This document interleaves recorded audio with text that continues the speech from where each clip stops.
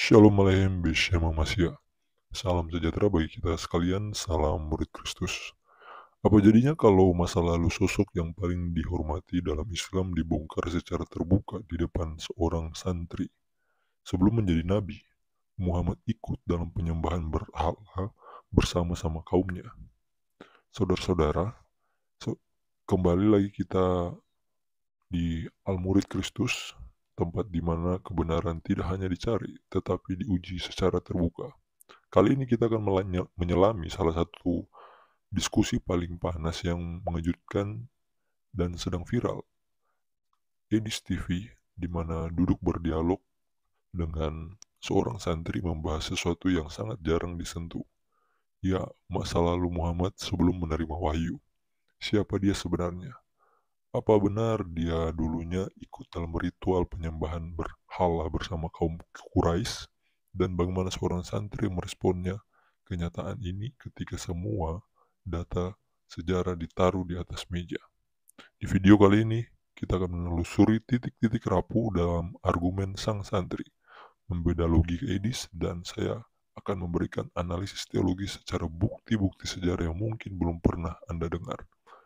Jangan buru-buru memutuskan, simak sampai akhir, karena di bagian akhir saya akan menunjukkan salah satu kutipan klasik dari sumber Islam sendiri yang bisa mengubah cara Anda melihat figur sentral agama terbesar di dunia.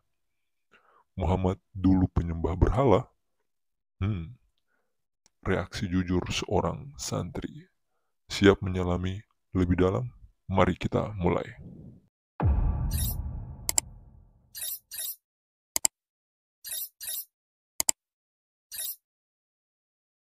Ya, Ya, gimana Pak Kalam?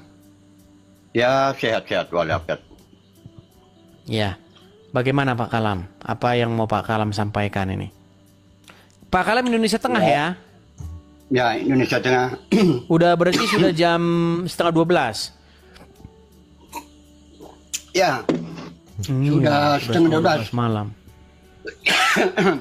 Ya, gimana Pak Kalam? Ya, saya mau mengucapkan belasungkawa kepada Pak karena penonton Anda banyak, sehingga terima kasih atas kesempatan yang diberikan mengucapkan belasungkawa kepada keluarga siapa lagi ya Waroni karena beliau meninggal. Ya, dan saya juga ingin mengucapkan selamat Hari Raya Kurban bagi umat Islam. Nah, Ya silakan. Apa temanya pada apa temanya? Pak Kalam, yang saya heran begini Pak Kalam. Pak Kalam ini sebenarnya Islam atau Kristen Pak Kalam ini? Islam, masih Islam. Masih Tapi bukan Sunni. Islam. Tapi bukan Sunni. Yang Anda hadapi di Indonesia itu Sunni. Ini Islam apa Pak Kalam ini? Condong kepada Islam di zaman Khalifah Harun Ar-Rasyid. Apakah Islam Anda ini rasional. percaya bahwa Muhammad itu berbuat dosa? Ya, saya percaya kan ada ayatnya dalam Al-Quran. Berarti Pernah yang pantas diteladani, yang pantas diikuti Muhammad atau siapa? Ya, kalau sebenarnya pantas-pantas juga Nabi Muhammad kalau orang mengerti kan? Al-Quran. Begini Pak Kalam, secara logika nih. Apakah pantas orang yang berdosa itu diikuti? Ya kayak yang diikuti Allah. Kan ya ayatnya di dalam Al-Quran. Ta'ala kepada Di dalam Allah. Al-Quran ta'ala tidak, kepada disuruh Rasulullah, mengikuti ta'ala Muhammad. kepada ulil amri. Di dalam Al-Quran disuruh mengikuti Muhammad. Bahkan barang siapa yang mengikuti Muhammad itu sama saja dengan mengikuti Allah. Kan begitu? Begitu, betul? Ya, untuk sebagian ayat. Kan tidak semua ayatnya berbunyi begitu. Kan faktanya Nabi Muhammad pernah menolak. Masih belum jelas. Udah banyak telepon masuk kan? Udah banyak telepon masuk kan? Nabi Muhammad pernah menolak bertanya kan. Tapi saya kan bertanya, berarti saya ikut Allah. Tapi sebentar Pak Kalam ini orang Bugis ya? Ya, Bugis. Orang Bugis. Tetapi Anda mengatakan bahwa Muhammad tuh berbuat dosa, betul? Ya, berbuat kesalahan dosa. Makanya Berbuat kesalahan. Allahumma shalli ala Muhammad wa ala ali Muhammad. Didoakan Nabi Muhammad itu. Tapi sebaiknya doa itu hanya Tapi sebentar, saya sapa dulu, ada Bu Mila. Bu Mila Muslim. Yang bermasalah. Sebentar, Bu Mila Muslim. Oke, Bu Mila juga naik, nampaknya tidak jelas. Iya, gimana Pak Kalam? Ya, kalau maunya saya mendoakan Nabi Muhammad waktu dia hidup.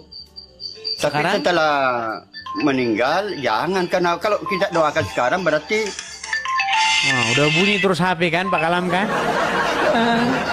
Bunyi HP-nya. Kenapa Sudah bunyi terus HP itu Pak Kalam. Iya. Lebih baik saya matikan. Udah ditelepon sama ya Waloni, jangan-jangan Anda. Mengganggu sekali. Oke, saya bunuh dulu. Lebih baik saya bunuh ini HP. Iya, Pak Kalam. Saya cuma mengatakan begini. Pak Kalam ini kan walaupun Muslim, tetapi pandangan dari Pak Kalam ini kan sudah luar biasa dan banyak membuat Muslim tuh marah. Iya, betul. Pernyataan-pernyataan kontroversi Anda itu kan kebanyakan mengiyakan saya karena Anda mempelajari agama Islam, kan begitu. Iya, karena memang saya dikafirkan oleh kelompoknya Sunni. Saya kafir menurut Sunni. Tahu Kenapa? itu? Kenapa Sunni menurut Anda yang kafir?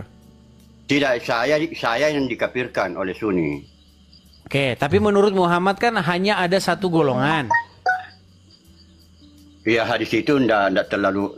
Hadis itu bertentangan dengan ayat di dalam Al-Quran. Nah, bertentangan lagi kan? Ya. Makanya saya bilang Pak Kalam. Di dalam Al-Quran itu ada 4 golongan orang masuk surga, bukan satu golongan. Jadi hadis boleh nafi isbat. Oke. Namanya Jadi menurut nafi. Anda hadis itu bukan kata Muhammad? Kalaupun sekalipun Nabi Muhammad yang mengatakan asli dan betul-betul Nabi Muhammad mengatakan, tapi harus dinafikan, harus digeser menjadi yang menafikan atau yang membatalkan adalah ayat Allah di dalam Al-Quran. Namanya isbat. Berarti Muhammad suka bohong kalau kita baca hadis. Tidak boleh dikatakan begitu. Tapi harus dikatakan bahwa Allah yang harus diutamakan, bukan Nabi Muhammad. Oke, apakah Muhammad pernah berbohong, Pak Kalam? Syafaat. Apakah Muhammad pernah berbohong? Kayaknya saya tidak menemukan dalilnya Nabi Muhammad pernah berbohong. Nah, ini Pak Kalam tidak tahu. Baik, kita akan buat Pak Kalam malam hari ini akan mengakui Muhammad pernah berbohong atau berbohong dia. Gini, menurut Al-Quran, semua yang diucapkan Muhammad itu adalah berdasarkan berdasarkan wahyu, bukan hawa nafsu, betul? Ya, berdasarkan wahyu, betul. Iya, Anda betul. Oke, artinya setiap Muhammad bicara, maka seluruh perkataan yang keluar dari mulutnya itu Allah yang suruh dia bilang begitu, betul? Ya. Tetapi kenapa? Jikalau memang itu benar, kenapa Al-Quran mengatakan bahwa Allah menegur Muhammad atas apa yang diucapkannya? Loh. Ini tidak boleh saya jelaskan. Loh. Ini tidak harus boleh saya dijelaskan Pak Kalam. Kalau enggak ini bagaimana? Ya, karena saya akan dituduh Salman Rushdie. Karena di dalam surat At-Tahrim ayat yang pertama, wahai Nabi, mengapa kamu mengharamkan apa yang dihalalkan Allah bagimu? Kamu hendak menyenangkan hati istri-istrimu. Maka Muhammad di situ disuruh melepaskan diri dari sumpahnya, betul? Ya, saya percaya itu, saya percaya. Nah, bagaimana mungkin Muhammad ditegur oleh Allah atas apa yang diucapkan dan menyuruh dan dibebaskan dari sumpahnya, padahal Quran yang sama bilang Allah yang suruh mengatakan itu gimana? Makanya saya bilang, bagaimana mungkin Allah menegur Muhammad atas wahyu yang diwahyukan Allah?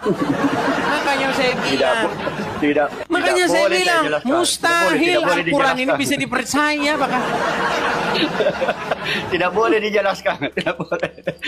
Tidak boleh dijelaskan. Lantas bagaimana Pak Kalam masih muslim juga? Itu yang saya herankan sama Pak Kalam. Ya kan Al-Quran itu mengatakan percayalah kepada kitab-kitab sebelum Al-Quran. Jadi saya menjadikan rujukan yang ada di dalam kitab-kitab sebelum Al-Quran. Berarti Anda percaya bahwa sebagian... ayat-ayat yang Anda kemukakan tadi itu saya kesampingkan. Oke, Karena berarti kalau saya sebagian jelas- isi... Menurut Pak Kalam, Kalau sebagian saya isi Al-Quran jelaskan itu tidak bisa bermasalah besar. dipercaya Kalau ya? saya jelaskan bermasalah besar. Oke, tapi intinya, kisi-kisinya aja. Intinya Anda mengakui bahwa sebagian isi Al-Quran itu mengandung kesalahan. Majas istilahnya, majas. Tidak boleh kita kalau katakan kesalahan. Berat. Memang berat. Memang berat. Berat. Saya berat. Berat. Oke, coba kita kasih naik satu muslim ya. Ini Rahmat. Mudah-mudahan Bang Rahmat ini dia bisa mengklarifikasi. Makanya kita kasih kesempatan loh yang muslim nih. Wahai kaum muslimin, ustadz, jangan kalian biarkan syubhat ini menggulir seperti bola liar loh. Jawab ini, ya. Oke, Bang Rahmat. Bang Rahmat muslim, Bang. Rahmat. Ya, Ya, muslim. Muslim. Muslim. Banyak yang Gimana masuk mau menanggapi saya. Bang Rahmat? Banyak WA masuk saya ditegur katanya. Ya, Bang Rahmat muslim. Ada lagi yang menelpon. Tuh, sudah ditelepon kan Anda kan?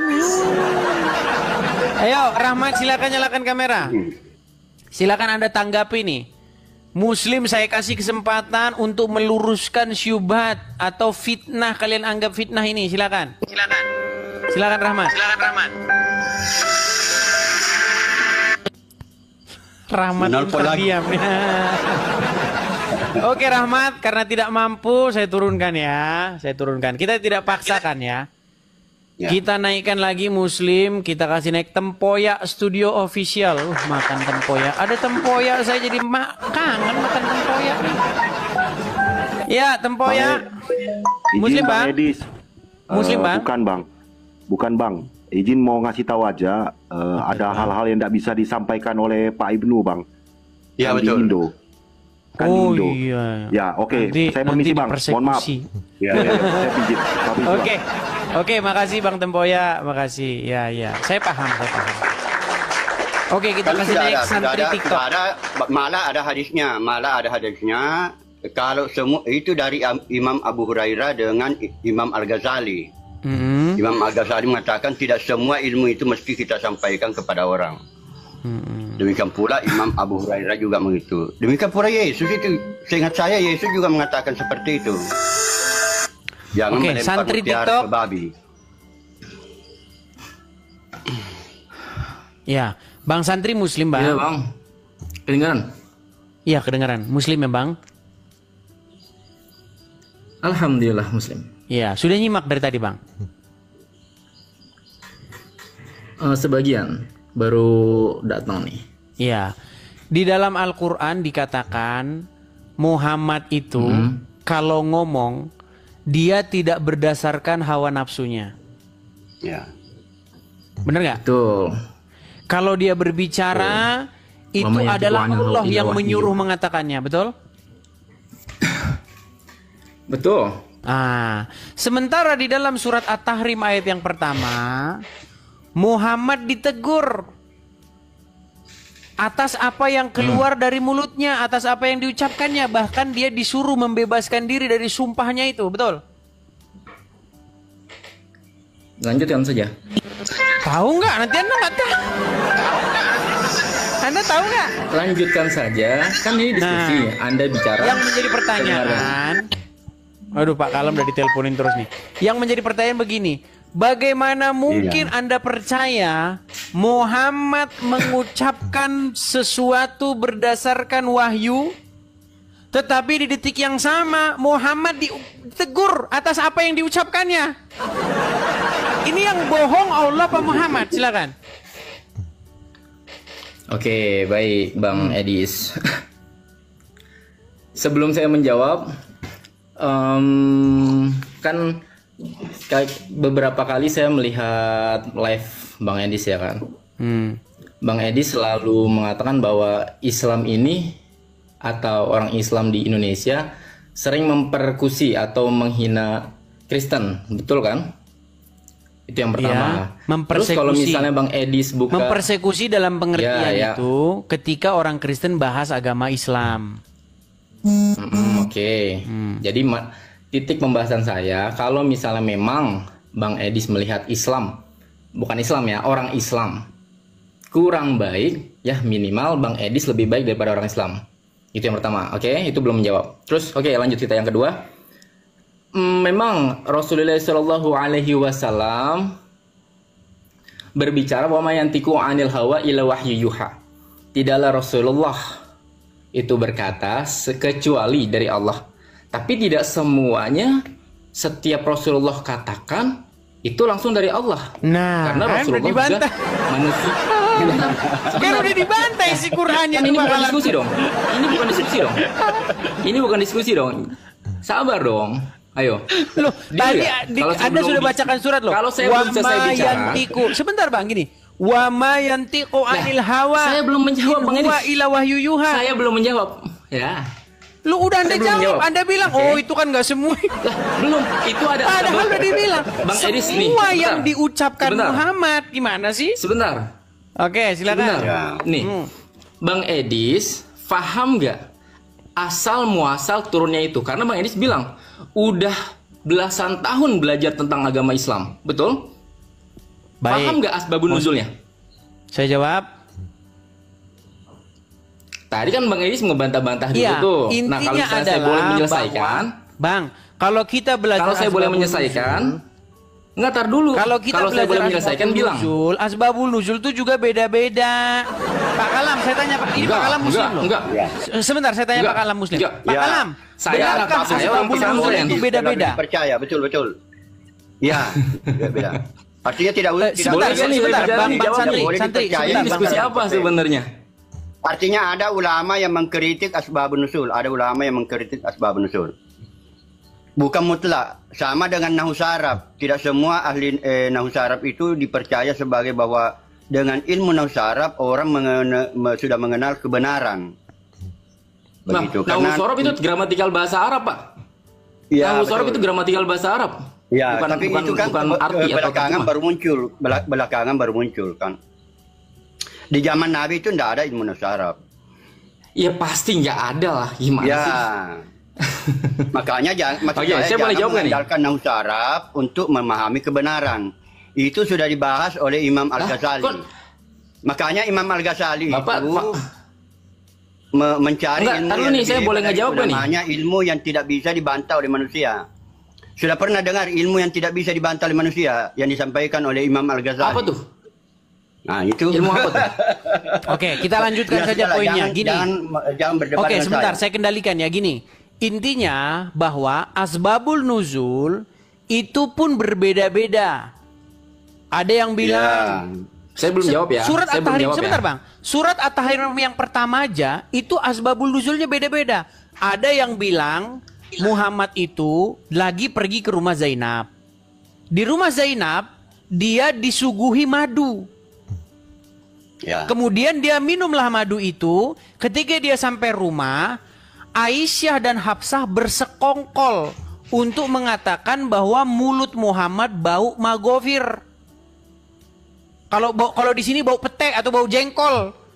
Sehingga Muhammad mengharamkan, baik, saya tidak mau lagi minum madu di rumah Zainab, kata dia. Itu asbabul nuzul yang pertama. Tapi asbabul nuzul yang lain bukan masalah itu.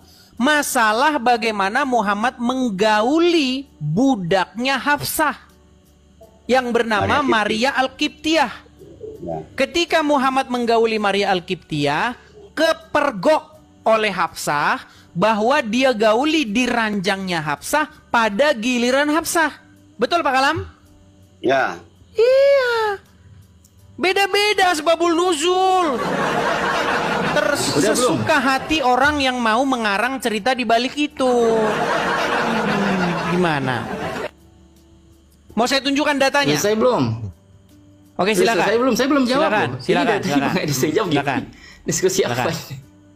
Oke. Memang di salah satu itu yang saya tahu soal bagaimana bukan bersekongkol memang. Maksudnya gini, Rasulullah Shallallahu Alaihi Wasallam memang minum madu dan sebagian istrinya tidak suka bau dari masam, kan karena memang madu kan itu sifatnya asam ya. Tidak suka Yang diwahyukan aroma dari kita masamnya fokus ke madu. wahyu yang wahyu diwahyukan kepada Nabi Muhammad. Segala sesuatu diwahyukan kepada Nabi Muhammad. Fokus ke situ. Ini siapa yang saya mau menjawab Pak Kalam? Coba kasih kesempatan dulu dia Pak Kalam, coba. Oke, itu katakanlah terserahlah pilih yang mana. Yang penting kalau untuk apa disebutnya ya, membuat Nabi Muhammad Shallallahu Alaihi Wasallam itu terlihat zolim seperti tadi yang di masalah ranjang itu, saya tidak mengetahui itu. Nah, Kita ini ambil pantesan yang Anda masih masalah Islam. madu. Taruh nanti dulu. Nah, ini dipotong-potong dulu. Ini Oke, diskusi silakan, macam silakan. apa Bang Edis? Sorry. Silakan. Kita Silakan. ambil soal asbabun nuzul yang madu misalnya. Katakanlah Rasulullah SAW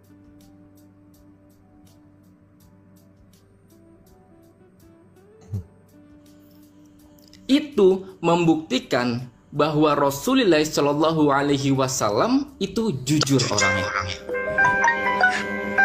Dan karena apa? Karena segala sesuatu yang dikatakan oleh Allah, firman Allah kepada Rasulullah Shallallahu Alaihi Wasallam semuanya Kalam sebentar saya turunkan ya, karena Pak dan Kalam dilafazkan dan diinformasikan kepada sahabat Rasulullah Shallallahu Alaihi Wasallam untuk ditulis sebagai catatan Al-Quran.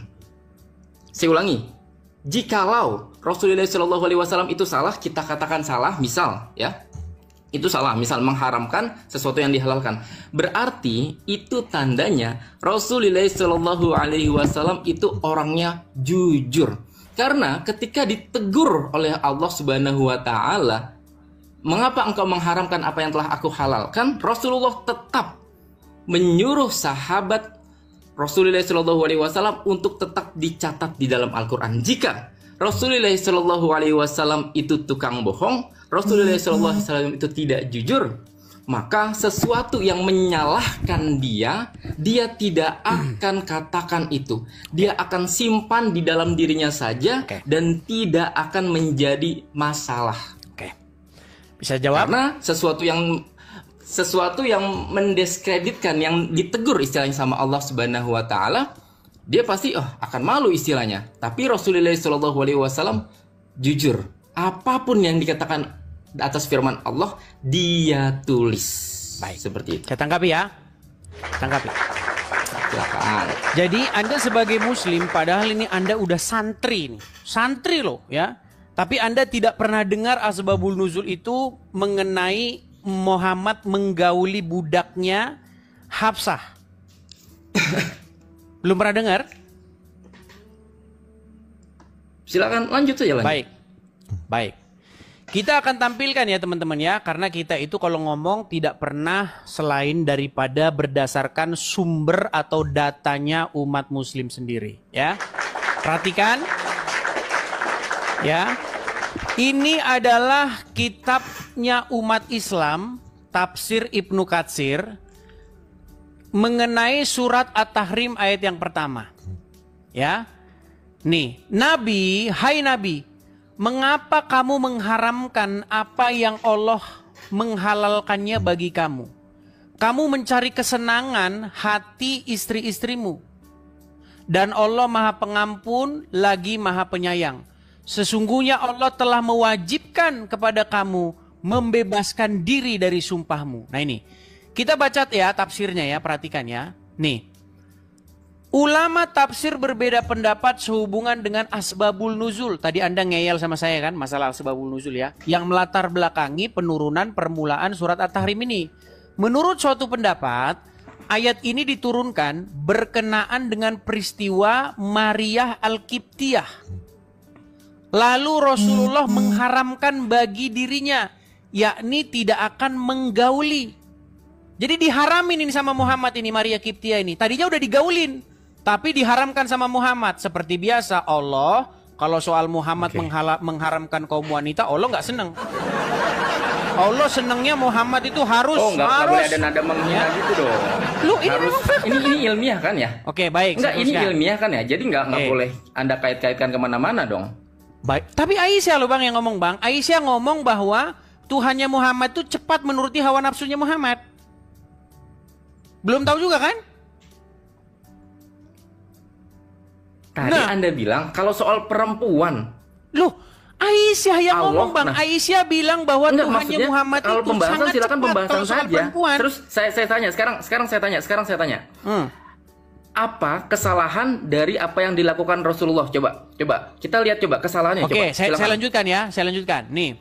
Lalu Rasulullah mengharamkan bagi dirinya, yakni tidak akan menggaulinya lagi. Maka turunlah firman Allah, hai Nabi, mengapa kamu mengharamkan apa yang Allah telah halalkan bagi kamu? Kamu hendak mencari hak kesenangan istri-istrimu. Nih. Kemudian Abdurrahman An-Nasai mengatakan, telah menceritakan kepada kami dan seterusnya nih. Perhatikan ya. Yaitu Nabi atau Rasulullah mempunyai seorang budak perempuan yang beliau gauli. Lalu Siti Aisyah dan Siti Hafsah terus-menerus dengan gencarnya menghalang-halangi Nabi untuk tidak mendekatinya lagi. Hingga pada akhirnya Nabi mengharamkan budaknya itu atas dirinya. Ya kan? Terus masalahnya ada bukan hanya itu lagi. Ada asbabul nuzul yang mengatakan yang lain lagi. Nih. Perhatikan. Masalah madu. Nih di atas itu yang masalah madu ya. Inilah yang populer di antara kalian nih. Nih, perhatikan. Bahwa maka tatkala mana sih ya masalah madu itu ya. Nih. Ini Maria Al-Qibtiyah. Ini masalah Maria Al-Qibtiyah. Zaid, saya baca semua aja ya. Bahwa Rasulullah menggauli ibu Ibrahim di rumah salah seorang istri beliau nih. Jadi Muhammad pernah menggauli ibunya Ibrahim atau namanya Zainab di rumah salah satu istrinya Muhammad. Maka istri beliau berkata, hai Nabi Rasulullah, tega engkau melakukan hal itu di rumahku dan di atas ranjangku. Maka Nabi mengharamkan ibu Ibrahim, namanya Zainab ini, atas dirinya. Lalu istri beliau SAW bertanya, hai Rasulullah, mengapa engkau haramkan atas dirimu hal yang halal bagimu?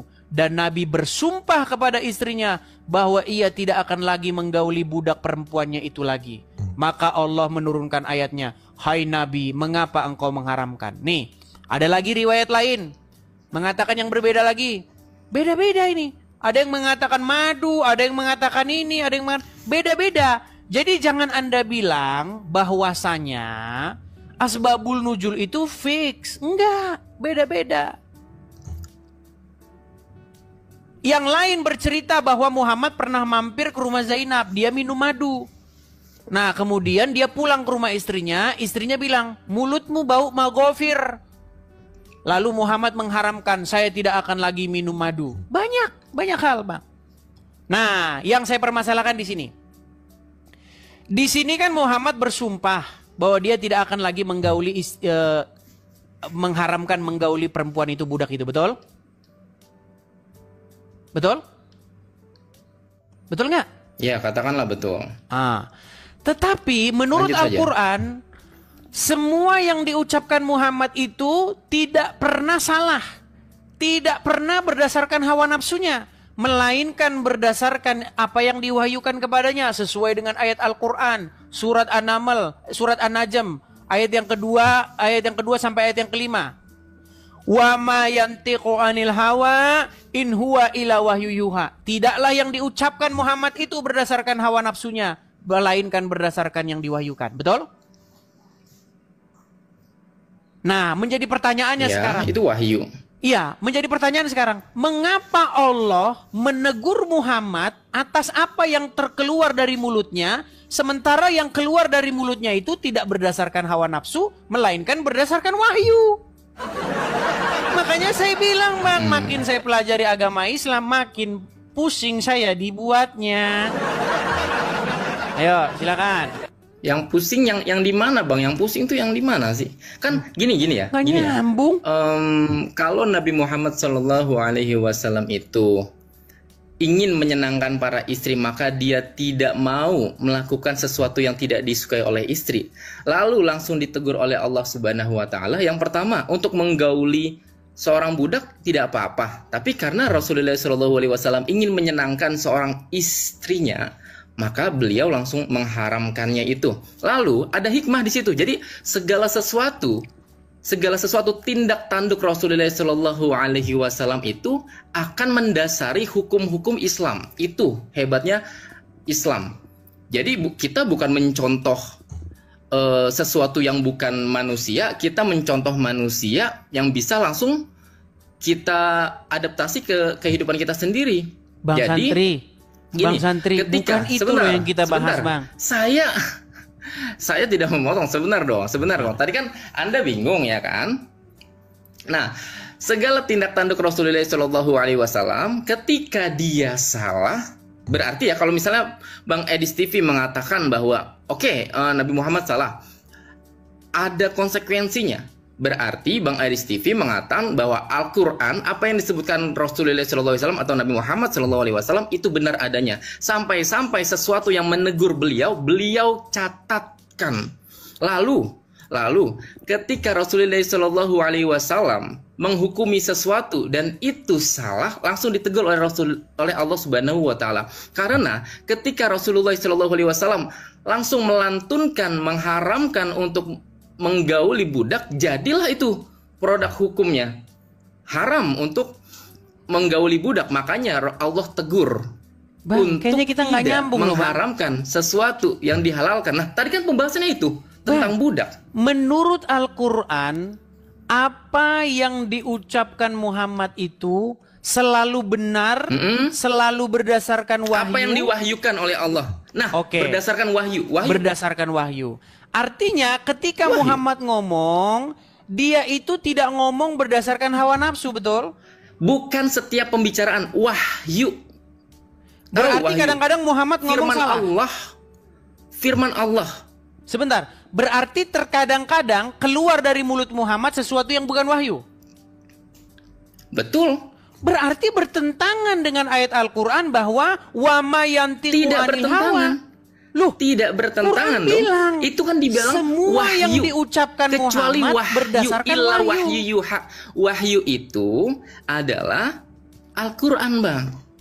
Oke, sekarang gini. Jadi dia tidak akan berbohong ketika Allah Subhanahu wa taala menegur beliau. Kenapa engkau mengharamkan sesuatu yang dihalalkan? Oke, gini. Ya langsung dicatat. Baik. Itu jujur. Gini ya Bang Santri ya. Begini. Muhammad hanya memiliki satu mulut, betul? Betul nggak? Segala sesuatu yang betul ngapain sih dibetulin sih? Oke. Langsung saja. Baik, karena Muhammad hanya memiliki satu mulut dan satu lidah, pertanyaan saya, pernahkah dari mulut yang satu itu keluar perkataan yang salah? Gimana? Pernahkah dari mulut Muhammad yang jumlahnya hanya satu itu keluar pernyataan yang salah? Ya, terkadang juga dikritik oleh sahabat Rasulullah. Baik, saya tampilkan ayatnya. Salahnya ini salah Muhammad, apa nih maksudnya nih? Salahnya maksudnya salah apa dulu? Loh, ini gimana? Gini, pernah nggak dia mengucapkan sesuatu yang salah, Bang? Iya. Baik, saya akan tunjukkan sebuah hadis di mana dikatakan bahwa tidak pernah keluar dari mulut Muhammad itu selain daripada kebenaran. Saya tunjukkan hadisnya ya. Saya tunjukkan kalau saya ngomong itu berdasarkan data semua, Bang. Tidak pernah saya kalau ngomong kan data yang bagi Anda cocok. Baik. Ya kan? Baik, ini sudah saya tampilkan di layar ya. Ini adalah bukti bahwa Muhammad itu seorang pendusta. Mohon maaf nih Bang, saya harus ngomong seperti ini, saya mohon maaf kalau agak sedikit lancang, Bang. Nih ya. Oke, pendusta definisi pendusta apa dulu nih? Tar dulu, definisi pendusta apa bagi Abang? Pendusta adalah seseorang yang mengucapkan sesuatu yang tidak benar. sekali atau berkali-kali? Kalau tukang dusta, nah itu dia dusta terus. Kalau pendusta Nah, adalah pendusta orang yang berarti melakukan berkali-kali kedustaan. Pendusta ini pendusta, bukan berdusta, pendusta. Baik, gini bang ya, gini. Saya balik dulu kamera saya lagi ya. Saya Lilit balik lagi. ya. Ini bang. Soalnya Nih, pendusta itu Anda yang menyematkan. orang yang mencuri disebut, Pencuri, orang yang berdusta disebut.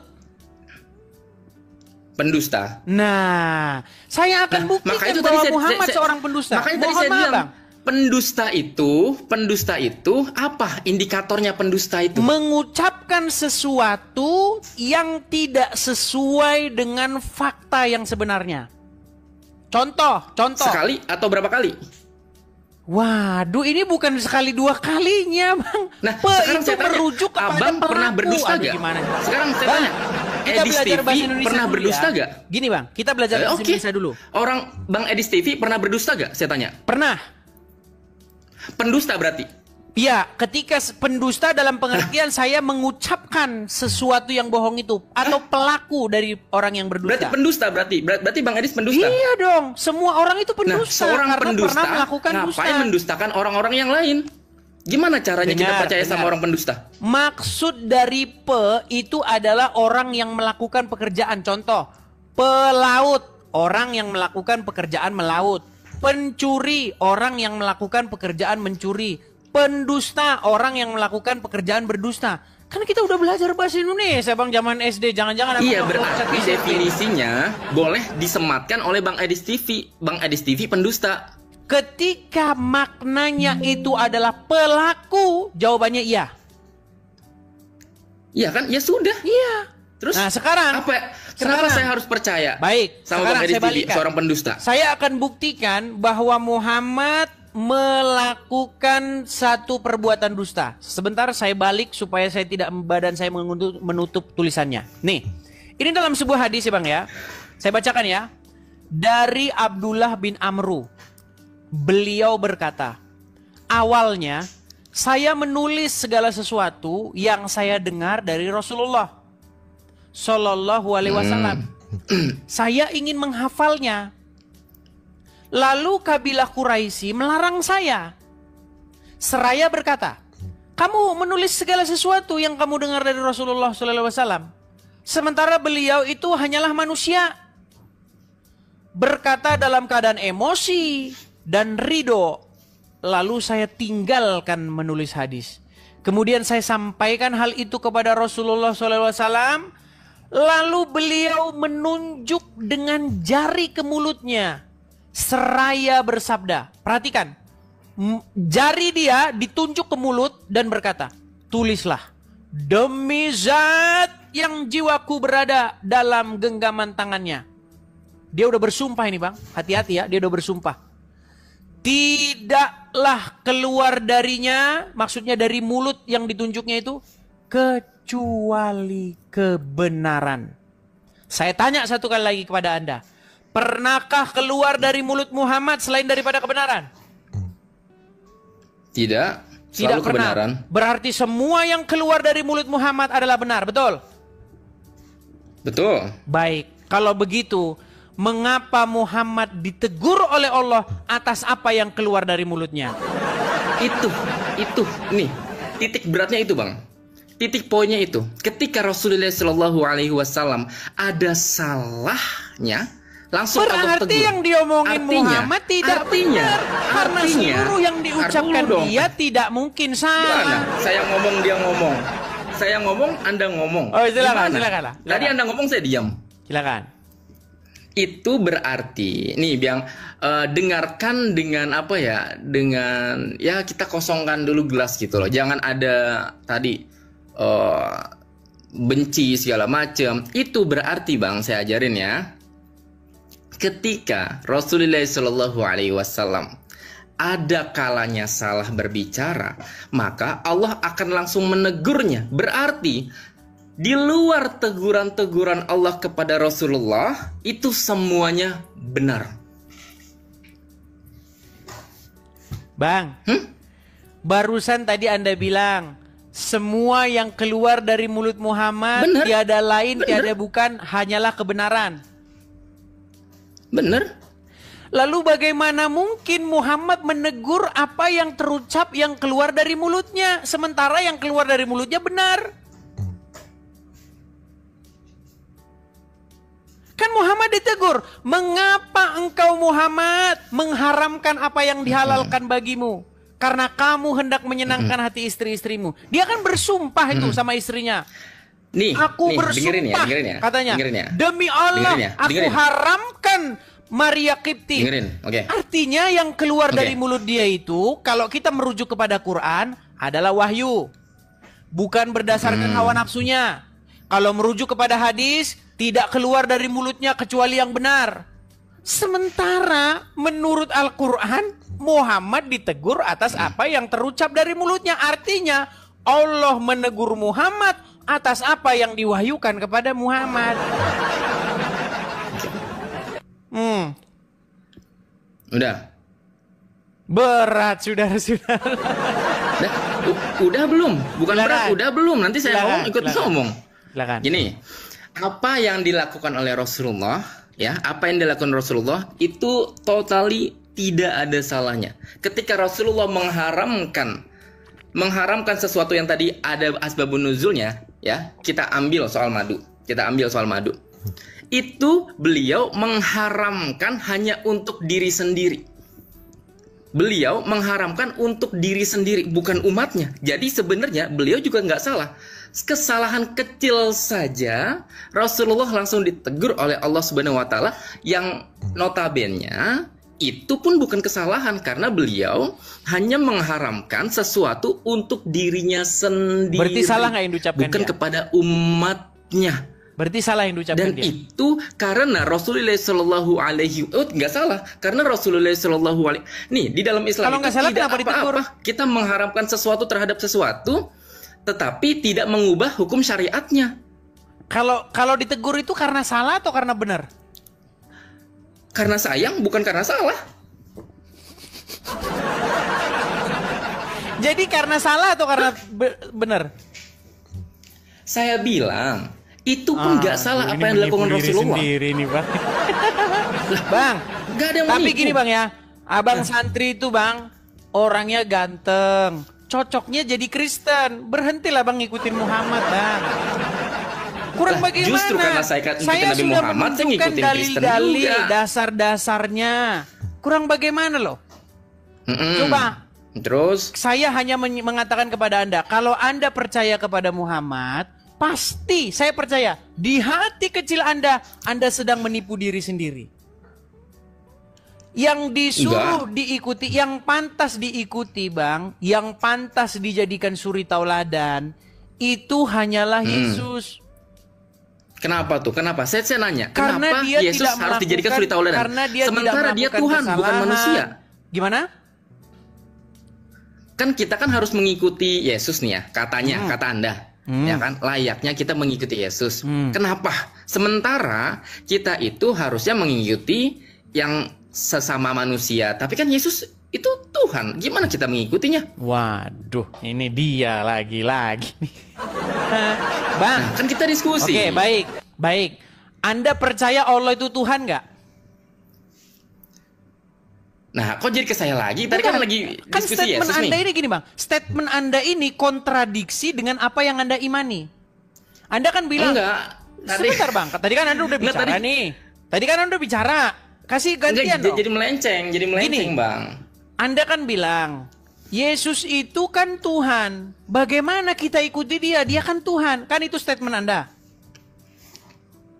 Enggak, saya nanya kenapa Yesus harus diikuti, bukan titik berat aduh. itu. Itu Kan statement Anda tadi itu kata-kata pertama bertentangan Anda, dengan lebih baik saya keimanan Kristen. Anda. Allah Tuhan nggak? Menurut Anda Allah itu Tuhan kan? Kenapa Anda ikuti Allah kalau begitu? Justru karena dia Tuhanlah maka kita harus ikuti. Jangan mengikuti orang yang ada di dalam kubur, apalagi orang yang berbuat salah, bohong. Iya kan? Masa orang yang berdosa, Orang yang berbuat salah, berdusta, kita ikutin, kita jadikan suri tauladan. Coba saya tanya abang, Muhammad berbuat dosa nggak? Enggak. Nggak berbuat dosa. Apa dosanya? Saya tanya sekarang apa dosanya? Tadi saya udah jelaskan. Ayat Al-Quran menyebutkan dia berdosa Nih. nggak? Balik lagi nih, ini balik lagi pasti nih. Kayak ayat tadi nih. Kan tadi udah saya bilang. Bukan. Ayat Al-Quran secara spesifik menyebutkan bahwa Muhammad tuh berdosa. Mau saya tunjukkan ayatnya? Nih, tadi pertanyaan abang apa sih yang pertama? Dia jadi mencar-mencar bang. Kan Sorry. sudah Tadi kan abang terjawab bilang, bahwa Muhammad ini abang lebih baik mengikuti Yesus. Nah, saya tanya kenapa harus mengikuti Yesus? Cocoknya ini kalau Anda punya pacar orang Kristen, terus orang Kristennya seperti saya, Anda langsung cepat. Cocok. Kalau seandainya ada Untungnya orang saya normal Kristen gitu ya. yang Kalau punya pacaran pacar dengan cowok juga Anda, nggak mungkin. terus perempuannya itu seperti saya, Anda cepat jadi Kristen ini. Tapi gini bang, gini ya, yang mau saya utarakan begini. Menurut Al-Quran, sosok yang suci, sosok yang tanpa celah, tanpa dosa, itu adalah Isa. Bener gak? Lanjutkan saja. Sementara Muhammad disebutkan dia itu sosok yang berbuat dosa.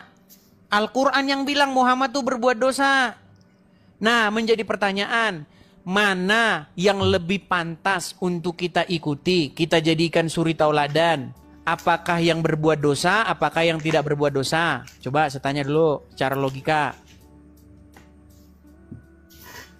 Yang berbuat dosa tuh siapa? Saya mau tanya. Baik, saya tunjukkan ayatnya. Waduh, sayang nih Bang Santri ini banyak ayat Al-Quran yang dia tidak tahu ya. Ya Saya kan yang tunjukkan Anda tahu kan yang ini doang mendiskreditkan. Cherry Gimana? picking. Bukan, Cherry picking, saya toh? tidak cherry picking. Apa yang tertulis dalam Al-Quran itu yang saya bacakan ya kan kepada emang cherry Anda. picking kau? Nih. Enggak, jujur saja memang cherry picking ya kan? Jujur Loh. saja. Anda hanya mencari Baik, kesalahan-kesalahan yang baik. akhirnya Saya nggak kasih nemu. tunjuk ya. Dan Anda berdebat sama orang-orang yang nggak ngerti dan Anda jadi tertawaan, gitu-gitu saja. Sebentar ya.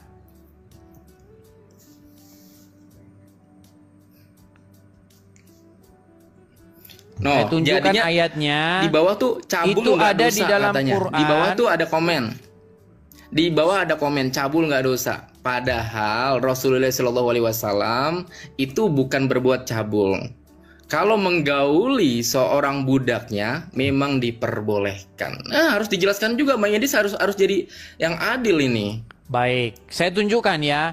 Di dalam Quran surat sebentar ya, surat Az-Zumar. Sebentar. Sebentar, Az-Zumar lagi. Bukan Az-Zumar ya. Sebentar, Quran surat sebentar ya. Quran surat berapa yang kemarin tuh teman-teman? Al-Fat ya? Oh ya, Al-Fat yang kedua nih. Perhatikan. Saya balikkan lagi kamera saya. Besok data-datanya sudah kita buatin teman-teman ya. Kita lagi program pembuatan data-data. Iya sebenarnya kan. Nih. Surat Al-Fat ayat yang kedua. Dan agar Allah memberikan ampunan kepada kamu Muhammad atas dosamu yang lalu dan yang akan datang, serta menyempurnakan nikmatnya atasmu dan menunjukimu jalan yang lurus. Menurut ayat ini, Muhammad berbuat dosa nggak?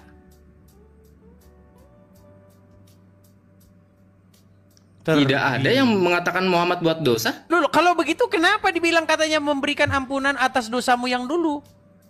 Berarti menurut ayat ini Memang Muhammad dulu Al-Quran berbuat itu dosa nggak? huda linnas. Memang Al-Quran itu nih Bang Edis nih ya. Kalau misalnya nih ya, tadi kan saya nanya ya. Tadi kan kalau misalnya Bang Edis bilang Nabi Muhammad itu berdosa, maka apa dosanya? Saya tanya dulu itu. Kalau misalnya tadi cuma mengharamkan, tadi sudah saya jelaskan. Kita tampilkan nih, kita bacakan. Ya. Saya nggak mau ngomong-ngomong sendiri nih, saya harus bacakan tafsirnya. Nih, di sini menurut Mujahid, ya, Sufyan Ats-Tsauri, Ibnu Jarir, bla bla bla dan seterusnya. Yang dimaksud dengan memberikan pengampunan dalam ayat ini adalah mengampuni dosa-dosa Rasulullah sebelum dan sesudah beliau menjadi Rasul. Ya kan? Mengatakan bahwa Allah menjadikan penaklukan kota Mekah dan seterusnya. Ini ada nih. Sebelum Muhammad jadi Rasul, diampuni dosa-dosanya, dan sesudah jadi Rasul diampuni dosa-dosanya. Nah, salah satu dosa yang dilakukan Muhammad, nih, menurut Al-Quran, Bang, Muhammad tuh didapati orang yang sesat. Anda tahu? Nuh, kan banyak nggak tahunya. Makanya teman-teman, kalau nyantri di pondok banyak nggak tahunya. Kalau nyantri di TV banyak tahunya. Jangan kayak gitu dong. Ayo lanjutkan saja. Sebentar, saya tunjukkan ya. Surat Ad-Duha ayat yang ke-7. Nih, Muhammad itu didapati sebagai orang yang dolan. Dolan itu kan sesat artinya. Nih, perhatikan. Wa wajakada dolan fahada. Ya, dan dia dapati kamu sebagai, nah ini cuma terjemahannya biasa, Bang, dipelintir. Bingung. Nah, tapi kalau kita baca tafsir-tafsirnya ya, nih perhatikan ya. Kita baca tafsir yang punya kita aja, Kementerian Agama ya. Kementerian Agama Republik Indonesia nih. Tafsir ringkas Kementerian Agama Republik Indonesia. Dan bukankah dia juga mendapati kamu sebelum menjadi nabi sebagai orang yang bingung karena beliau belum mengetahui akidah dan hukum yang benar. Betul nggak? Bingung ya? Iya. Iya betul memang. Jadi oke, sekarang saya tanya, Muhammad dulu sebelum berumur 40 dia kan belum jadi nabi kan? Ya. Waktu dia belum jadi nabi, dia beribadah kemana?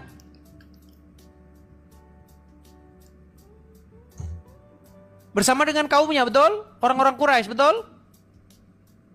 Yang pasti tidak menyembah berhala. Oke, orang-orang Quraisy di Ka'bah ngapain? Kalau itu ya udah pasti menyembah berhala, tapi kalau Rasulullah bukan menyembah Muhammad berhala. Ikut nggak pada waktu itu bersama dengan mereka? Tidak. Gimana? Saya tunjukkan ayatnya bahwa Muhammad gimana? itu... Orang ada bukti sejarah. Baik. Saya tunjukkan ya. Lah. Tadi bagaimana Muhammad bilang, ini bingung. Itu sebelum dia jadi nabi. Taruh nih. Ini Muhammad sebelum jadi nabi, dia itu sudah bersama-sama dengan orang-orang Quraisy di Ka'bah. Bahkan dia mendamaikan puak-puak yang berkelahi. Karena apa? Karena mereka bersitegang siapa yang berhak meletakkan batu Hajar Aswad. Nih, ini gambar Muhammad. Betul, nih, dia mendamaikan bani yang bertikai. Jadi Muhammad itu dia termasuk aktivis di Ka'bah. Makanya saya bilang Muhammad itu ikut serta dalam, tapi tidak menyembah berhala. Oke, di Ka'bah ngapain pada waktu itu orang-orang Quraisy? Ya menyembah. Terus bagaimana mungkin Muhammad tidak ikut menyembah berhala? Oh iya dong, Rasulullah SAW itu terjaga, Bang. Maksum dia. Kalau dia terjaga, bagaimana mungkin dia diampuni dari dosanya? Dosa apa yang dilakukan kalau dia terjaga? Makanya saya tanya, coba Anda sebutkan dosa apa Rasulullah itu? Penyembahan berhala, Bang, bersama dengan orang-orang Quraisy. Dari mana? Datanya mana? Rasulullah menyembah berhala. Sekarang saya tanya, gini. Coba buka. Coba sejarah Muhammad? mana? Oke, bapaknya sejarahnya Muhammad mana? Dalilnya di dalam buku-buku sirah. Di dalam buku-buku sirah Nabawiyah disebutkan ini bahwa makanya gini ya Bang Edis ya. Dari tadi kan Bang Edis bilang Muhammad itu dosa, saya tanya dosanya mana. Terus Muhammad itu sesatnya di mana? Terus kalau misalnya Rasulullah SAW dahulu, misal kita katakanlah menyembah berhala, belum datang kepada beliau, itu wahyu dari Allah. Jadi segala sesuatu itu namanya masa fatrah, putusnya dari Nabi Isa ke Nabi Muhammad. Segala sesuatu yang belum diturunkan Rasulullah SAW, belum ada di sana dakwah, itu terbebas dari dosa. Baik. Meskipun dia menyembah batu, menyembah matahari, menyembah pohon, tapi ketika ada Rasulullah SAW, ada Rasul di sana, ada utusan Allah, barulah di situ ada hukumnya. Saya jawab. Suatu ketika Muhammad pernah ditanya, wahai Rasulullah, di manakah ayahku? Oh, udah Rasulullah ya, udah Rasulullah. Ya, udah nabi dia. Wahai Rasulullah, di manakah ayahku? Dia bilang di neraka. Kata Muhammad kan, Lalu pulanglah orang Ya. itu dengan sedih. Lalu dipanggil lagi, hei, sini. Sesungguhnya ayahku dan ayahmu di neraka. Pernah dengar hadis itu? Ya. Kalau memang ayah Muhammad hidup dalam masa fatroh, masa kekosongan, tidak ada nabi, tidak ada utusan, dan dimaklumkan, maklum karena mereka menyembah berhala, bagaimana mungkin dihukumi neraka oleh Muhammad? Udah. Silakan. Nah, itu kalau misalnya hadis itu ya tidak langsung lafaznya tuh diartikan seperti itu. Nah, di situ ada para ulama yang menjelaskan tentang apa yang disabdakan oleh Rasulullah Shallallahu Alaihi Wasallam. Jadi bukan berarti lantas Rasulullah Shallallahu Alaihi Wasallam bilang ayahmu dan ayahku di neraka lantas diputuskan ayahnya di neraka, Bang. Lalu? Itu sudah ada lagi yang namanya masa fatroh tadi yang saya bilang itu. Gimana ini makin muter-muter ini Bang Santri. Taruhlah itu Lah, bukan tadi bapaknya Muhammad, taruhlah ayahnya yang dimaksud di situ adalah pamannya. Taruhlah Abdul Muthalib misalnya. Kalau memang Abdul Muthalib itu belum ada wahyu, dia meninggal, dia hidup dalam masa fatroh, masa jahiliyah, kenapa Muhammad bilang dia neraka? Bukankah tetap itu Siapa? dihukumi sebagai dosa? Tadi kan Anda mengatakan Abdul Muthalib, pamannya maksudnya. Oke, kan ada ulama yang bilang bahwa ayahku di situ maksudnya adalah pamannya, yaitu Abdul Muthalib, betul? Iya. Nah, Oh. Abdul Muthalib kan hidup dalam masa jahiliyah, masa fatroh, betul? Kekosongan, tidak ada Iya, nabi, sebagian masa tidak ada fatroh, utusan. sebagian betul? ada Rasulullah. Bagaimana? Sebagian masa fatroh, sebagian lagi kan udah ada Rasulullah. Iya, tetapi kan belum jadi nabi. Ya, Meninggalnya udah kan dong, sebelum udah jadi dong. nabi. Enggak. Abdul Wah. Muthalib itu meninggal ketika Rasulullah SAW masih sudah jadi nabi. Sudah Bang. jadi nabi, Bahkan ya beliau sudah. membela. Oke lah. Baiklah, kalau begitu, Jangan pelenterin Baik. pelenterin sejarah dong. oke, Gimana? sekarang saya tanya, betul tidak Ibrahim itu diutus ke tanah Mekah? Ini bahas yang mana sih? Ini loncat-loncat, saya bingung. Katanya masa fatro, tapi Ibrahim dan Ismail sudah diutus ke sana. Saya serba bingung, Bang, kalau belajar sejarah agama Islam. Katanya Nabi Ibrahim sudah Tadi diutus kan kita lagi ke bahas hadis Mekah. Nabi. Ya. Tadi ini sebenarnya pembahasannya itu kemana sih, Bukan Bang? karena cerita gini, Bang. Buya Sakur pernah bilang begini. Ini seorang muslim loh yang bilang begini. Saya sudah Ya, baca. tapi itu tidak menjadi acuan juga, Buya Syakur. Saya tidak mengatakan itu menjadi acuan, tapi ini adalah pernyataan seorang ulama. Buya Sakur pernah Oke. bilang begini. Saya sudah baca Sirah Nabawiyah. Saya sudah baca biografi Muhammad. Saya sudah baca sejarah Muhammad. Hasilnya apa? Nggak jelas. Nggak jelas. Gitu Terus? loh, Bang. Karena Kan apa? tadi saya bilang, Satu dia bilang, tidak- sebentar Bang. Satu bilang, kampung Mekah, tempat Muhammad lahir, Muhammad itu adalah Rasul yang pertama. Sementara Sirah bilang, Ibrahim sudah pernah diutus ke situ. Artinya Muhammad bukan menjadi Rasul yang pertama di situ. Artinya tempat itu tidak bisa lagi dikatakan menjadi tempat yang jahiliyah. Sudah pernah Rasul diutus ke sana. Kan serba pusing, Bang. Nih, ya saya ajarkan ya, saya ajarkan ya. Utusan Allah ke daerah tersebut. Tapi kalau Rasulullah SAW itu untuk seluruh umat yang ada di dunia. Nggak ada suaranya. Enggak, saya benerin di YouTube. Oh, oke. Ya, silakan. Gitu, jadi masa fatroh itu adalah masa putusnya tidak adanya Rasul atau utusan Allah yang ada di daerah tersebut atau di dunia. Jadi ketika Nabi Ibrahim itu kan udah putus kan dari Isa alaihi salatu wassalam, seorang nabi, itu jedahnya ke Rasulullah sallallahu alaihi wasallam itu beratus-ratus tahun. Nah, itu yang disebut masa fatroh, tidak adanya utusan Allah kepada kaum tersebut, sudah putus. Jadi bukan ketika tadinya di daerah tersebut Nabi Ibrahim ada, lalu lantas itu dihukumi bukan masa fatroh. Oh tidak, masa fatroh itu putusnya antara Nabi Isa ke Nabi Muhammad SAW karena jedanya lama. Ya saya yakin Bang Edis itu tahu. Cuman Bang Edis mencari cara bagaimana menjatuhkan Islam. Seperti Nah itu kan? ini dia nih kan. Makanya dibilang. Lah, tadi sejarahnya Anda pelintirkan Abdul Muthalib. Menurut Ayo. Al-Quran, Muhammad itu rasul yang pertama nggak diutus kepada kaumnya?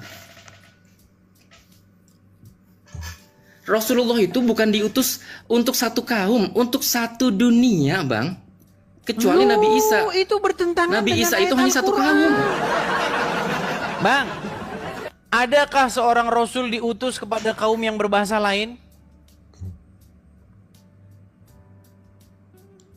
Menurut Quran, ada nggak rasul diutus kepada satu kaum? Ini taruh nih Bang nih.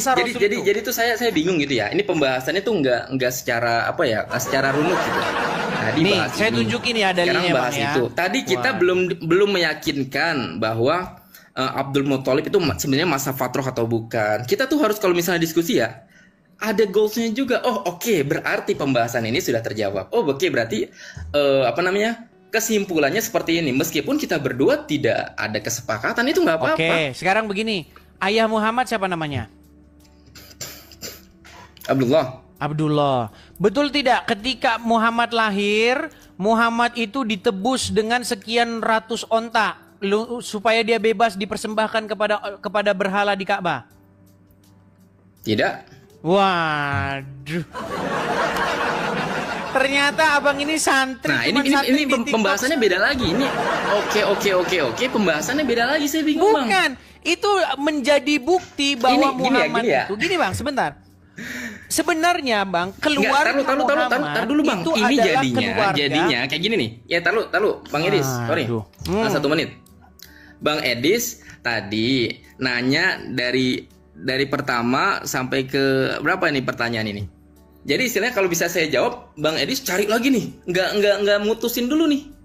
Selesai atau enggak nih? Tadi kan soal lima yuharimu. Kenapa engkau mengharamkan? Terus lagi jatuh ke Nabi Isa, jatuh lagi ke masa fatroh. Iya, kita kan sudah lari kemana-mana. Nih saya tunjukkan dalilnya ya. Anda kan banyak nggak taunya nih. Saya tunjukkan dalilnya nih.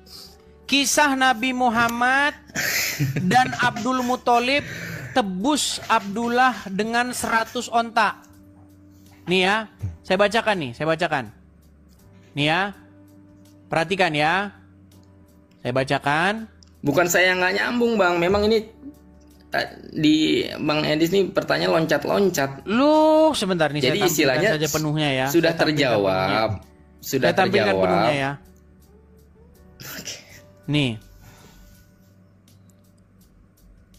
Nih, perhatikan ya nih. Dikutip dari nih buku dan seterusnya nih ya. Kisah ini berawal dari mimpi Abdul Muthalib. Ini memang panjang. Intinya Bang yang saya bilang tuh apa? Muhammad itu dulu dia itu hampir dia itu dipersembahkan. Nih. Hampir. Iya, makanya ayahnya Muhammad, Abdullah itu menebus Muhammad dengan beberapa ekor unta. Oke. Ini panjang sih, saya tampilkan ya. Aduh. Bentar ya. Memang kalau dibaca sejarahnya itu pasti kebenaran Bang yang ada. Makanya Anda tidak bisa membaca semuanya. Sebentar. Inti sarinya yang mendiskreditkan. Ya memang panjang. Saya akan tampilkan. Sayang sekali ini ceritanya panjang.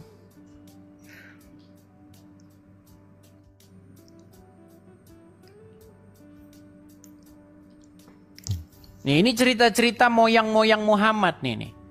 Nih ya, anak dari 100 ekor unta nih. Quraisy pada hari itu dibuat gempar ketika mendengar bahwa tokoh mereka yang paling dihormati, Abdul Muthalib, hendak menyembelih putra kesayangannya, Abdullah.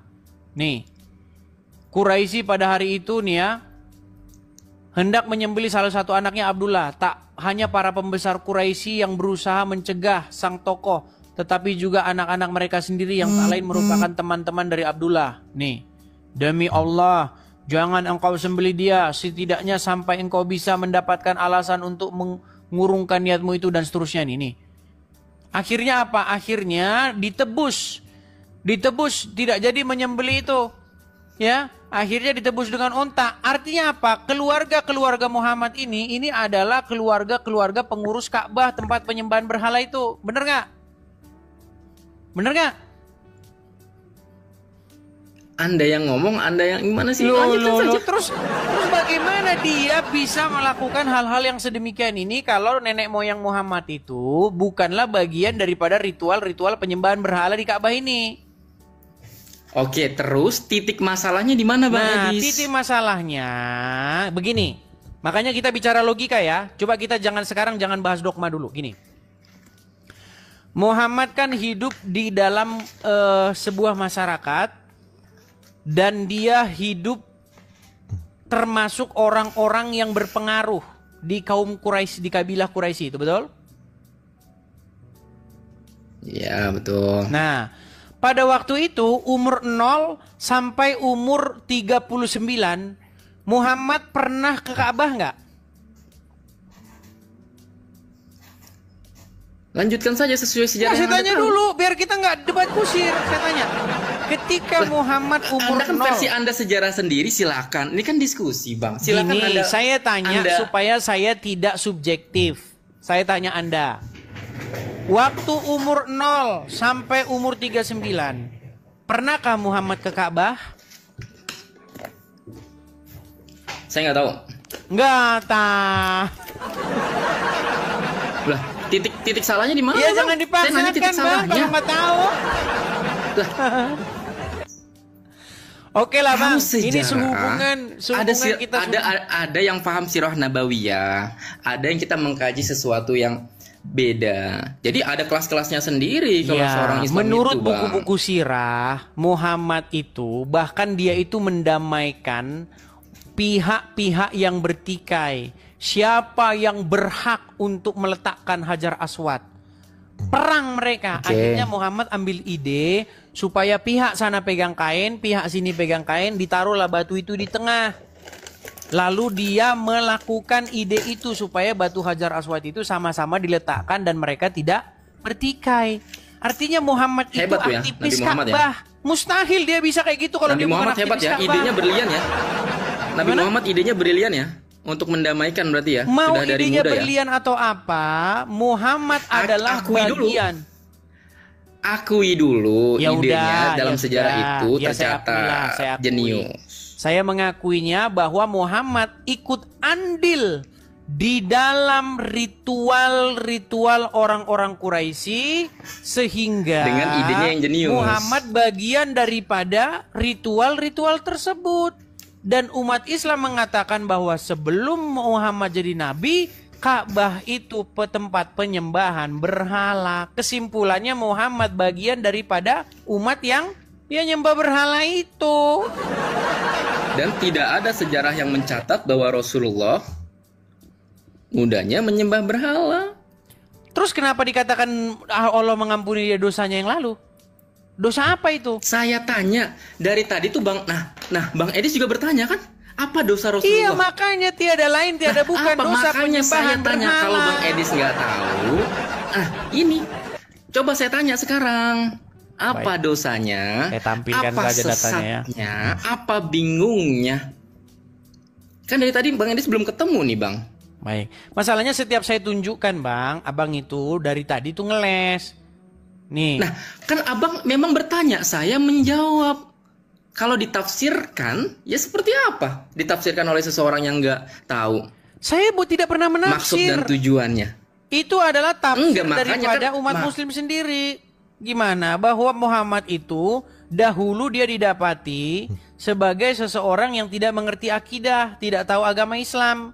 Ya memang. Terus agama dia apa? Kan dibilang itu adalah masa fatrah, Bang. Jadi memang Rasulullah Shallallahu Alaihi Wasallam belum menerima wahyu. Iya, belum menerima Paham. wahyu, berarti dia dia ritualnya di mana? Ritual peribadatannya di mana? Jikalau, oke, Bang Edis TV kita turuti. Misal, katakanlah kata-kata Bang Edis benar. Beliau pernah menyembah berhala waktu kecil, itu bukan suatu kesesatan. Itu masa fatrah. Bukan kesalahan. Lalu sekali kenapa? lagi, dan Bang Edis juga tahu. Apa pengertian sesat? Ya, silakan tafsirkan sendiri. Sesat itu apa? Sesat Makanya adalah tadi saya bilang, orang apa sesatnya Rasulullah? Terserahlah definisinya apa. Makanya saya mau nanya, apa sesatnya Rasulullah? Apa dosanya Rasulullah? Apa kebingungan Rasulullah? Nah, dari tadi itu kita tidak terjawab. Dan sudah saya jawab semuanya. Oke lah, baiklah. Intinya yang saya maksudkan begini, Bang. Artinya di situ Al-Quran dengan tegas mengatakan bahwa dia diampuni dari dosanya yang telah lalu. Saya tanya kepada Anda, apa dosanya yang telah lalu? Anda bilang Muhammad tidak berbuat dosa. Sementara jelas Muhammad hidup dalam satu kabilah orang-orang penyembah berhala. Dan Bang Edis juga nggak tahu dosanya apa. Mustahil Muhammad umur 0 sampai 39 tidak pernah ke Ka'bah. Karena di dalam riwayat disebutkan dosanya menyembah berhala gitu, kata Bang Edis, dosanya menyembah berhala gitu maksudnya. Enggak, saya tanya. Berarti kata Bang Edis dosanya menyembah berhala. Ya jelas lah, terus apa? Oke, kan Bang Edis tadi tahu masa fatrah itu. Terus kenapa dihukumi dosa? Kalau memang itu masa fatrah itu adalah masa ini. Masa fatrah itu kan kalian yang buat-buat. Siapa yang bilang dosa? Al-Quran kan Abang yang bilang Edis sendiri.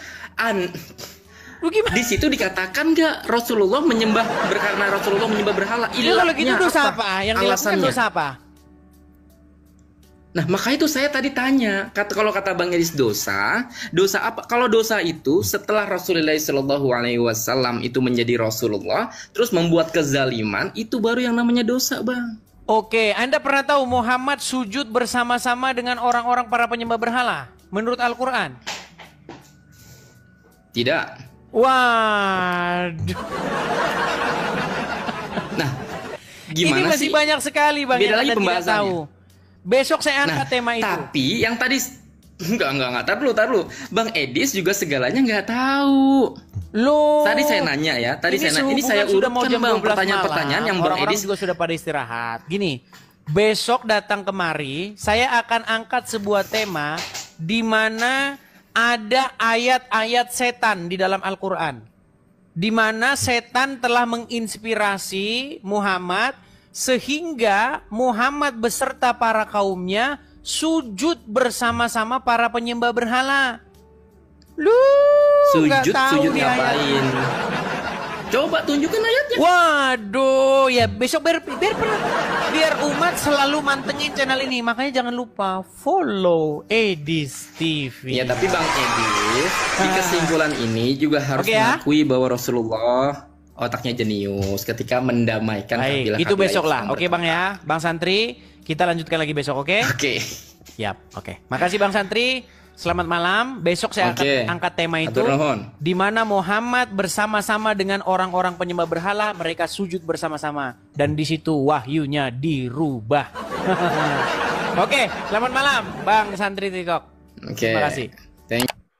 Saudara, kita akan menanggapi bagian yang dibicarakan oleh Edis tentang Muhammad sebelum menjadi nabi hidup di tengah penyembah berhala.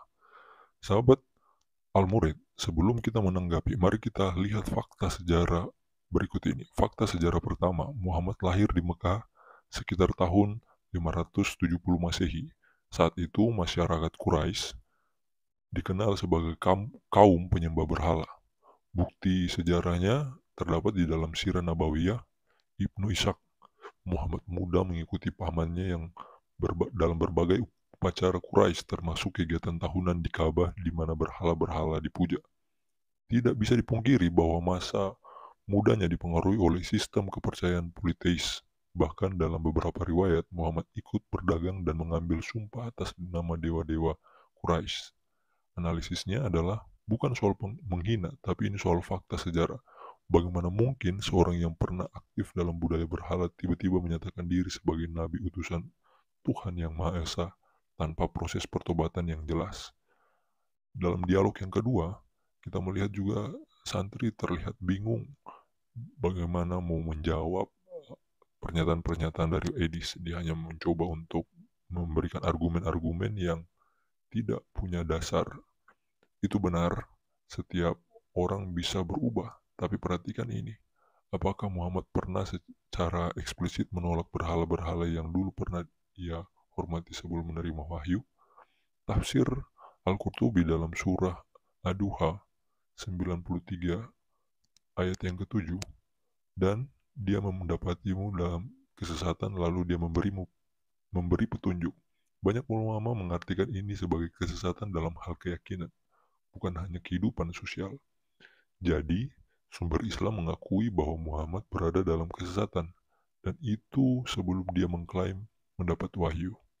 Tapi, pertanyaan logisnya adalah, bagaimana kita bisa percaya pada seorang nabi yang awalnya sesat, tidak menolak berhala secara aktif, dan tiba-tiba muncul dengan klaim kerasulan, tanpa saksi yang netral dan tanpa pertobatan publik? Kita masuk dalam perspektif yang ketiga, yaitu perspektif Kristiani, kontras dengan Yesus. Dalam iman Kristen, kita melihat Yesus sebagai pribadi yang tidak berdosa. Bahkan sejak lahir, 2 Korintus 5 ayat 21 menyebutkan, dia yang tidak mengenal dosa telah dibuatnya menjadi dosa karena kita, supaya dalam dia kita dibenarkan oleh Allah. Jika Yesus adalah teladan kesucian sejak awal, dan Muhammad memiliki masa lalu dalam sistem kepercayaan berhala, maka pertanyaannya adalah siapa yang lebih menjadi teladan dalam iman sejati? Saudara-saudara, kita tidak sedang menyerang pribadi, kita sedang mengkaji kebenaran. Jika Muhammad benar berasal dari latar belakang penyembah berhala dan tidak pernah benar-benar bertobat secara terbuka, maka Anda berhak untuk bertanya, apakah ia benar-benar nabi utusan Allah yang sejati? Dan jika Yesus pernah tersesat, tidak pernah menyembah berhala dan hidup tanpa dosa, siapa sebenarnya utusan Tuhan yang sesungguhnya? Tinggalkan pendapatmu di kolom komentar. Tapi kalau kamu muslim dan merasa gelisah, jangan langsung marah. Buka hati, buka pikiran. Jangan lupa like, subscribe, dan nyalakan loncengnya, karena di video selanjutnya kita akan banyak membahas diskusi-diskusi seperti ini. Jika Anda suka dengan video ini, tetap ikuti terus channel ini. Salam Murid Kristus.